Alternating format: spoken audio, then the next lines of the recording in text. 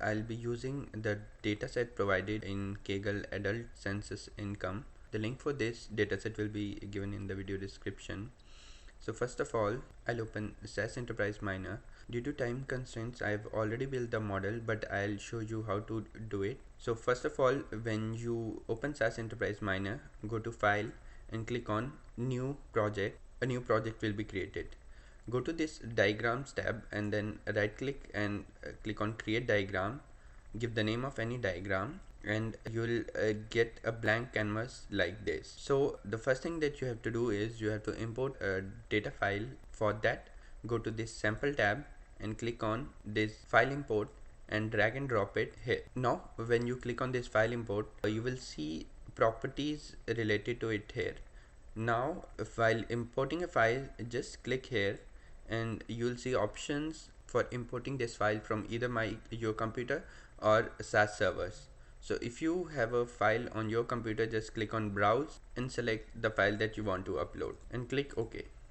Now, after you have imported this file, just right click on it to see the data in this file. Click on edit variables. So here you will see all type of the columns that this data has. The role of the columns are defined here. So you have to select a target variable among these different variables. I have selected this is income as a target variable because I'll be predicting what the income of a particular person is according to these input variables. Now to explore your data, you can add this control stat explore. Just go to explore and click on this stat explore and drag and drop it here. Now link this to file import and you just have to right click it, run it and view the result. After viewing the results, you'll see a chi-square plot of every attribute that you had, and this will show you the most significant variable that will influence the target variable. You have other important outcomes here as well. Now moving on, we'll add this data partitioning. Just click on from this sample tab, just drag this data partition here and create a link with Stat Explorer. So through this data partitioning, we will allocate the percentage of our input data to training, validation and test set. Just be sure that the sum of training, validation and test set is 100%. Now since we are running multiple models on this particular data set, we'll add a control point to it. This control point can be added from this utility tab. Just click on utility and drag and drop this control point and link them. Now for modeling, I'll be running decision tree and neural networks on it. So these models can be found in this model tab. Just click on any model and drag and drop it here to run modeling on it. I'll drag and drop decision trees and neural network and create links to them. Now after adding every one of these, just right click these and run them so that the data can be passed through each of these points. Now for running this decision tree, right click on this and click run. After running decision tree, you can see the results in this result tab. Now on this result tab, you can see fit statistics, the tree itself and the ranking and overlay of this cumulative lift, gain, response, leaf statistics, tree maps. So first we'll see the tree here. As you can see, it's pretty easy to understand. It's split on each variable at a particular node, and as we can see in each node, the amount of data that's predicted in the training set as well as validation set. So when the percentages are quite high, there are no further splits, and when the percentages are low, the data is again split according to another variable. Now in this output tab, we can see different results which can be used to interpret these models. We have the misclassification rate and the sum of squared errors. We also have the true positives and the false negatives here. Now moving on to the neural network. Right click on this neural network and click run, and then when it is complete, click on results to see the result of this neural network. You can see here we have the fit statistics, the cumulative lift gain for these, and when we see the output here, we have the levels in this neural network.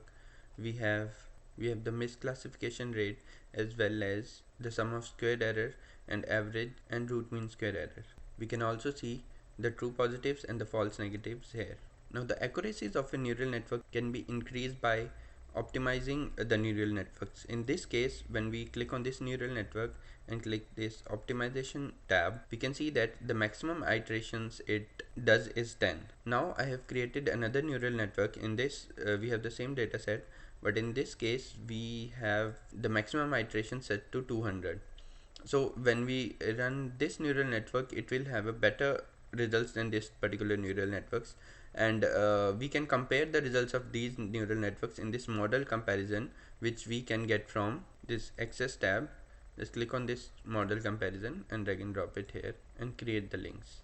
So now when we right click on this and run and click on results, we can see that the difference between tree neural and neural with 200 iterations, which is this neural 2, are given below. The average squared errors, which is the lowest for this neural net with 200 iterations, the average misclassification rates, and many such things can be compared in this tab. Now the four concepts that I have learned from the class and that I applied in this video are that decision trees work very well in dealing with discrete values, and it is very easy to understand upon seeing a decision tree what it does. Anyone can predict the outcome of any data looking at these decision trees. Now for the second concept, the data provided here was non-linear.